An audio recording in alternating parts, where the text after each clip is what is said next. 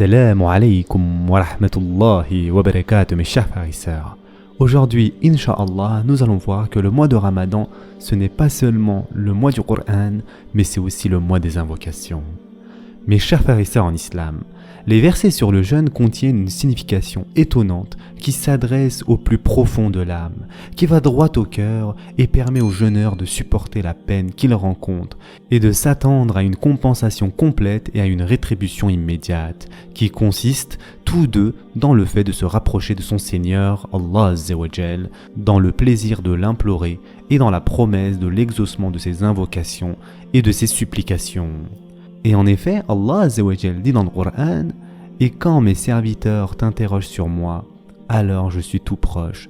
Je réponds à l'appel de celui qui me prie quand il me prie, qu'il réponde à mon appel et qu'il croit en moi, afin qu'il soit bien guidé. » Surat al-Baqarah, verset 186.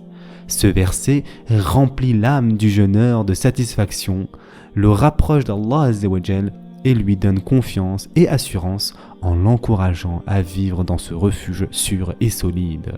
Ce verset est également la preuve évidente du lien entre l'acte dévotionnel du jeûne et l'acte dévotionnel des invocations.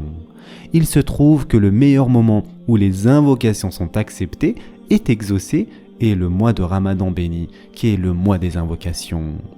Les textes de la Sharia montrent la grande importance et le mérite considérable des invocations. L'invocation est l'adoration. C'est l'acte le plus méritoire aux yeux d'Allah Azza wa Jal et l'un des facteurs qui repoussent l'épreuve et le malheur avant qu'ils ne se produisent ou qui y mettent fin lorsqu'ils arrivent. C'est une cause de soulagement du cœur et de dissipation des soucis. Les invocations sont le recours des opprimés et le refuge des faibles. Et les gens les plus impuissants sont ceux qui sont incapables de faire des invocations. Cependant, il y a des conditions et des règles qu'il faut respecter pour que les invocations soient acceptées et exaucées. Il faut vouer exclusivement les invocations à Allah Azza wa Jal et se tourner uniquement vers lui, n'implorer qu'Allah subhanahu wa ta'ala et n'implorer personne d'autre que lui. Il faut aussi la force de l'imploration, l'attention du cœur et l'absence d'inattention, conformément à la parole du prophète sallallahu alayhi wa sallam. Suppliez Allah Azza wa Jal tout en étant sûr que vous serez exaucé, et sachez qu'Allah Azza wa Jal n'exauce pas l'invocation d'un cœur inattentif et distrait. Et ce hadith a été rapporté par Tirmidhi. De plus, celui qui invoque doit être ferme dans son invocation et non pas hésitant dans ses invocations. Il ne doit pas se hâter de voir ses invocations exaucées. Et en effet, le prophète sallallahu alayhi wa sallam a dit « Lorsque l'un de vous implore Allah, qu'il ne dise pas « Pardonne-moi si tu veux, fais-moi miséricorde si tu veux, donne-moi si tu veux », qu'il soit résolu dans ses démarches, car rien ne peut contraindre Allah Azza wa Jal à agir contre son gré. Allah Azza wa Jal vous exaucera tant que vous ne faites pas preuve d'impatience en disant « Je l'ai supplié, mais il ne m'a pas exaucé ». Et ce hadith a été rapporté par Bukhari. Il est important aussi de chercher les moments où les invocations sont le plus facilement exaucées, comme Laylatul Qadr, au dernier tiers de la nuit, après les prières obligatoires, entre l'adhan et l'iqama, la dernière heure du vendredi, lors du sujoud, lors du jeûne, d'un voyage et autres moments où les invocations sont exaucées. Louer Allah Azza wa Jal et dire la formule de prière pour le prophète sallallahu alayhi wa sallam avant de dire les invocations, reconnaître le péché et la faute. Selon Fudala ibn Ubay, le prophète sallallahu alayhi wa sallam était assis lorsqu'un homme vint et pria. Puis il dit « Seigneur, pardonne-moi et fais-moi miséricorde ». Le prophète sallallahu alayhi wa sallam lui dit « Tu as fait une grande diligence.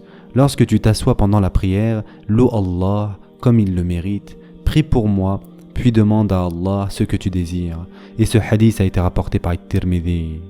Mes chers frères et sœurs en islam, il doit insister sur ses invocations et ses supplications, mettre en exergue sa demande, faire preuve d'humilité et montrer son besoin.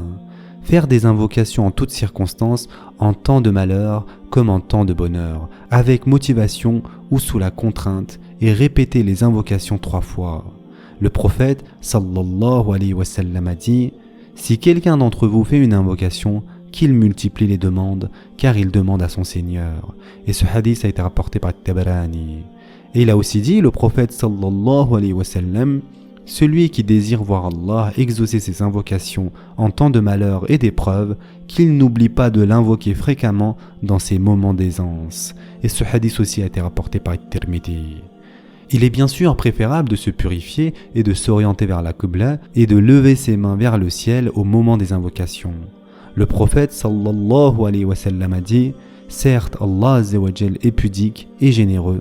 Il a des scrupules lorsque son serviteur lève les mains vers lui pour l'invoquer, de le décevoir en les lui rendant vides. Et ce hadith a été rapporté par At-Tirmidhi. De plus, celui qui fait des invocations doit adopter un ton ni trop élevé ni trop bas, conformément au verset dans lequel Allah subhanahu wa ta'ala a dit « Invoquez votre Seigneur en toute humilité et recueillement et avec discrétion. Certes, il n'aime pas les transgresseurs. » Surat Al-A'raf, verset 55. De plus, le prophète sallallahu alayhi wa sallam a dit « Ô gens, n'élevez pas la voix, vous n'invoquez ni un sourd ni un absent, vous invoquez l'audient et le tout proche qui est près de vous. » Et ce hadith a été rapporté par Bukhari.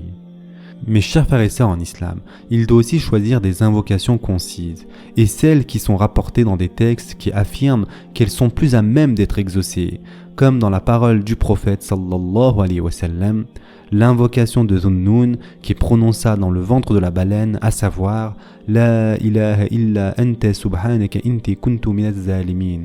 Pas de divinité à part toi, pureté à toi, j'ai été vraiment du nombre des injustes. Aucun musulman ne la récite dans une situation difficile sans qu'Allah azza wa jal ne l'exauce. Et ce hadith a été rapporté par At-Tirmidhi. Le musulman doit aussi éviter dans les invocations les rimes exagérées, tenir compte de l'agencement et de l'harmonie des expressions et de l'élégance des mots. L'important est la vérité de l'orientation du cœur et de son recours à Allah azza wa jal. Le prophète sallallahu alayhi wa sallam choisissait les invocations exhaustives et brèves à l'exclusion des autres. Et enfin, pour terminer, la personne qui fait des invocations doit veiller à ce que la nourriture et la boisson qu'elle prend soient licites pour être exaucées. Elle ne doit faire des invocations que pour le bien et doit éviter toutes les invocations visant le mal. La personne ne doit pas faire des invocations contre elle-même, contre sa famille ou contre ses biens, en vertu de ce que le prophète sallallahu alayhi wa sallam a dit « N'implorez pas Allah contre vous-même, ne l'implorez pas contre vos enfants et ne l'implorez pas contre vos biens. » de peur de le faire à un moment où Allah exauce les invocations. Le prophète sallallahu alayhi wa sallam a aussi dit « Les invocations du serviteur sont exaucées tant qu'elles n'impliquent pas un péché ou la rupture des liens de parenté. » Et ce hadith a été rapporté par Muslim. Voilà donc quelques règles et conditions à observer dans les invocations. Tenez mes chers frères et sœurs en islam à profiter des moments et situations bénies de ce mois qui arrive, multipliez vos invocations pour vous, vos parents, vos enfants, vos frères et vos sœurs, croyants et croyantes. Évertuez-vous à bénéficier des moments de la miséricorde d'Allah azza wa jal dans l'espoir de rencontrer un moment au cours duquel les invocations sont exaucées et après lequel vous ne serez plus jamais malheureux. Ce sera tout pour aujourd'hui. En attendant, prenez soin de vous mes chers frères et sœurs, et à très prochainement, Inch'Allah.